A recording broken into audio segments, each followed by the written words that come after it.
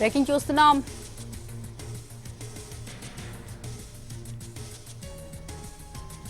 Petrol diesel ధరల పెంపు ఉంటుందా?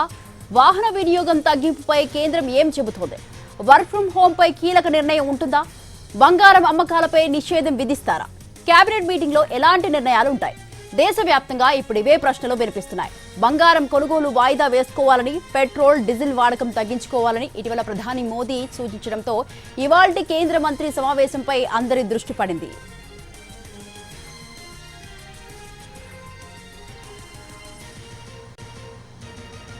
దీనికి సంబంధించి పూర్తి సమాచారం అందించడానికి మా ప్రతినిధి ఢిల్లీ నుంచి ప్రసాద్ లైవ్ లో సిద్ధంగా ఉన్నారు. ప్రసాద్, ప్రధానంగా కేంద్ర ప్రభుత్వం అనేకమైనటువంటి పొదుపు చర్యలు తీసుకునేందుకు ఈ కేంద్ర కేబినెట్ సమావేశంలో నిర్ణయాలు తీసుకునేందుకు అవకాశం ఉంది. ప్రధానంగా విదేశీ మారక ద్రవ్యాన్ని పూర్తిగా స్థాయిలో తగ్గించుకోవటం, అదేవిధంగా లోటు బడ్జెట్ను తగ్గించుకోవటం, పొదుపు చర్యలను పాటించడం ద్వారా ఉన్నటువంటి పరిస్థితిని అధిగమించేందుకు అవకాశం ఉంటుందన్న అభిప్రాయంతో ప్రధాని పలుమార్లు దేశ ప్రజలను ఉద్దేశించి జాతి ప్రయోజనాలను ఆశించి ఆ మేరకు పొదుపు చర్యలు పాటించాలి. 2019లో కోవిడ్ వచ్చిన సందర్భంలో తీసుకున్నటువంటి అనేకటువంటి చర్యలు ఏ రకంగా ఉన్నాయో వాటన్నిటిని కూడా తిరిగి అనధికారికంగా పాటించేందుకు గాను ప్రధానమంత్రి పలుమార్లు సూచించడం జరిగింది.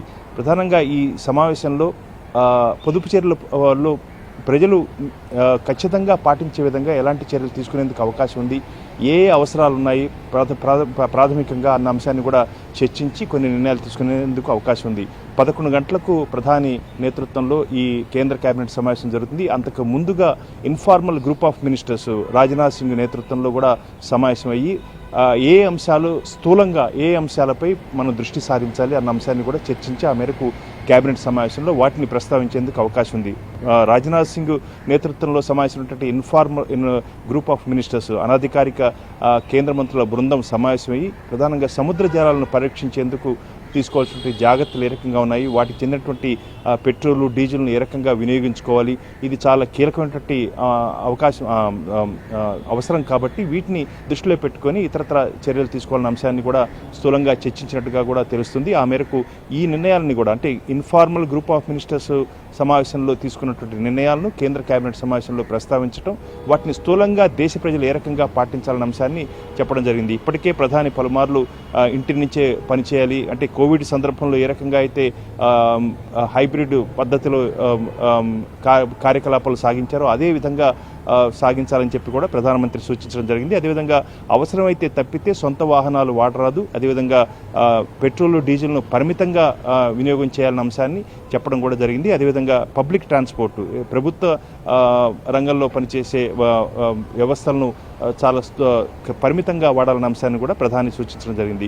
ఇప్పటికీ కూడా ఈ మధ్యప్రాచ్యంలో ఉన్నటువంటి సంక్షోభం ఇంకా కొనసాగుతుంది. ఎందుకంటే ఇప్పటికే ఈ హార్మోజు జలసంధిని పూర్తిగా రాకపోకలకు ఏమాత్రం వీలు లేకుండా కూడా నిర్బంధించడం జరిగింది. కాబట్టి చమురు మధ్యప్రాచ్యం నుంచి ప్రపంచ దేశాలకు అందే విషయంలో చాలా ఇబ్బందులు ఎదుర్కొంటున్న సందర్భంలో ఈ రకంగా ఆర్థిక చర్యలను చేపట్టడం ద్వారా, పొదుపు చర్యలను పాటించడం ద్వారా విదేశీ మార్గద్రవ్యాలను కాపాడుకోవటం, అదేవిధంగా దేశంలో ఉన్నటువంటి లోటు బడ్జెట్ను తగ్గించుకోవటం, వీటన్నిటికీ పాటించడం ద్వారా దేశ ఆర్థిక పరిస్థితిని మరింత పరిపుష్టం చేసుకునేందుకు అవకాశం ఉందన్న అంశాన్ని దృష్టిలో పెట్టుకుని ప్రధాని ఈ రకంగా సూచించడం జరిగింది. కాబట్టి ఈ సమావేశంలో అనేక చర్యలు తీసుకునేందుకు అవకాశం ఉంది. మరీ ముఖ్యంగా బంగారాన్ని కొనరాదు, బంగారం వెండిని కొనుగోలును తగ్గించాలని సూచించడం ద్వారా దాటిని విదేశీ మార్గద్రవ్యాన్ని అదేవిధంగా లోటు బడ్జెట్ను కాపాడుకోవడది ప్రధాని ప్రభుత్వం యొక్క ముఖ్య ఉద్దేశం. ప్రధానంగా కాబట్టి 11 గంటలకు ప్రధాని నేతృత్వంలో జరిగే కేబినెట్ సమావేశంలో అనేక నిర్ణయాలు తీసుకునేందుకు అవకాశం ఉంది. వీటికి సంబంధించి అధికారికంగా కూడా ఈరోజు ప్రకటించేందుకు అవకాశం ఉంది. Right, thank you Prasad, thanks for the live details.